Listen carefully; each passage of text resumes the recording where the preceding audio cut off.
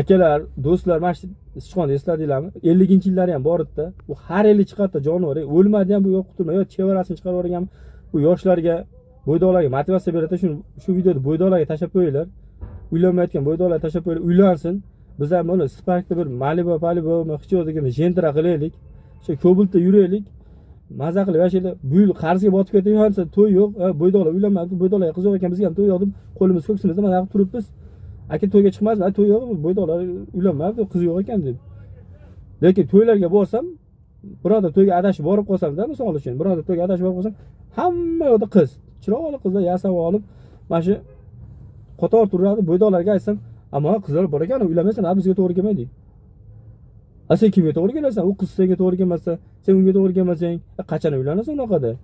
Uylan, bu sichqona bir dam olsin, biz ham maza qilib bir inamarkalarda yuraylik, bir Malibularda yuraylik, bir maza qilib. Uylarimizni chiroyli qilib remont qilib, qarzga botib ketdik desanglar dedi. 2026-yil ham bo'ydoqlar yili bo'lsin, xotin yili bo'lsin, bo'ydoqlar uylanmaganlar uylanib olsin. Biz ham maza qilib tirikchilik qilaylik. Ertadan uylaninglar, 2026-yil 1-yanvarda to'yga chiqaylik. Mana shuni uylanmayotgan bo'ydoqlar tashab qo'yasizlar. Hammalarga yangi yillarni tabriklayman. Sog' bo'linglar, salomat bo'linglar.